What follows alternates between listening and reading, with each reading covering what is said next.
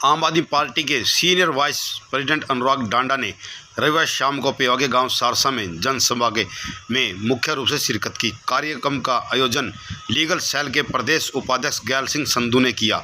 आम आदमी पार्टी के कार्यकर्ताओं ने अनुराग डांडा को लड्डुओं से तोला। अनुराग डांडा ने कहा कि प्रदेश में कांग्रेस बीजेपी का कोई जनाधार नहीं है। ये दुर्भाग्य है कि हरियाणा में एक महिला को अपने मान सम्मान की लड़ाई के पीछे 8 महीने से संघर्ष करना पड़ा। सोच रखने वाली खत्म युवा चले हैं, राज करके चली गई कांग्रेस पार्टी और अब 9 साल से भारतीय जनता पार्टी की सरकार है। इनके तो कहने ही क्या, ये तो किसी और ही ग्रह से आए हुए प्राणी हैं। ये तो सरकार ऐसे चलाते हैं जैसे इनकी बादशाहत है। ये भूल जाते हैं कि बड़े बड़े बादशाहों को भी अपनी गद्दी छोड़नी पड़ती है जब जनता की राय नहीं होती, जब जनता उनके खिलाफ हो जाती है। तो ये मुख्यमंत्री जी जो हमारे खट्टर साहब हैं, मैं तो 2-3 दिन पहले का उदाहरण बता देता हूं आपको। एक महिला ऐसे ही सभा हो रही थी, कोई जनसंवाद कर रहे थे कि जी एक फैक्ट्री लगवा दीजिए, हम सबको रोजगार मिल जाएगा गांव की महिलाओं को। बोले अगली बार जब चंद्रयान जाएगा चांद के ऊपर तो मैं उसमें बिठा के भेजेंगे। ये कोई बात है? हमारी बहन बेटियों का यही मान सम्मान है कि भरी सभा में उनका इस तरीके से अपमान करेंगे? और इनका जो मंत्री, ये बदकिस्मती है कि आप लोगों के वोट का इस्तेमाल करके वो वहां विधानसभा के अंदर बैठा है। हरियाणा की बेटी के मान सम्मान के साथ खिलवाड़ करने वाले व्यक्ति को सड़क पे घसीटती है जनता, अंत में जाके सड़क पे घसीटती है।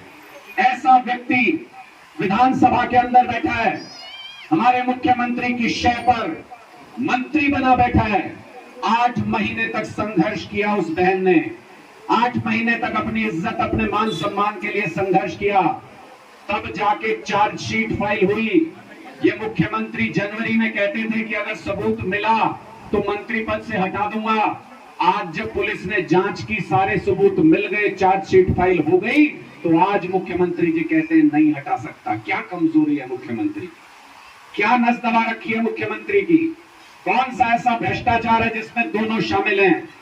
कौन सी ऐसी चीज है जिसका राज छिपा हुआ है संदीप सिंह के पास, जिसकी वजह से मंत्री पद से नहीं हटा रहे मुख्यमंत्री? लेकिन कोई बात नहीं। मेरे से किसी ने कहा आज आने से पहले, बोले जी आप पेवा में हो, आप संदीप सिंह के खिलाफ वहां मत बोलना।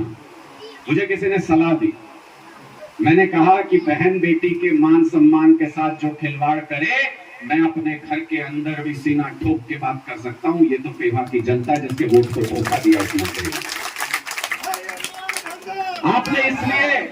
आपने इसलिए वोट दिया था कि इसको, कि ये दूसरों की बहन बेटियों को जाके छेड़े, उनके साथ गलत हरकत करे। आप बताओ, मुझे इसलिए वोट दिया था कि आप लोगों ने, इसलिए वोट दिया था आप लोगों ने? आपने वोट दिया था कि आपके सड़क बनवाए, आपके घर में पानी लाए, आपके घर 24 घंटे बिजली लाए, आपके बच्चों को रोजगार दे, आपके स्कूल अच्छे बनाए, आपके अस्पताल अच्छे बनाए। इनमें से एक भी काम अगर इस मंत्री संदीप सिंह ने किया हो तो बताओ, एक भी काम इनमें से किया हो? कोई गांव का स्कूल बता दो जो सुधर गया हो, प्राइवेट स्कूल से अच्छा हो गया, एक स्कूल बता दो। कुछ नहीं किया, ये बता रहे हैं यहाँ पे बैठ के, कुछ नहीं किया इसने। जिस काम के लिए आपने वोट देके भेजा था वो काम नहीं किया। और अगर काम नहीं किया तो इस बार जब चुनाव में आए तो इस बात का ध्यान रखना, सारा हिसाब बराबर करना। पूरा हरियाणा का एक एक इंसान पेवा की तरफ नजर लगा के देख रहा है कि हरियाणा की बेटियों के मान सम्मान के साथ खिलवाड़ करने वाले व्यक्ति का क्या हश्र करती है पेवा विधानसभा। इस बार जवाब देना है, इस बार जवाब देना है और पूरी भारतीय जनता पार्टी को जवाब देना है।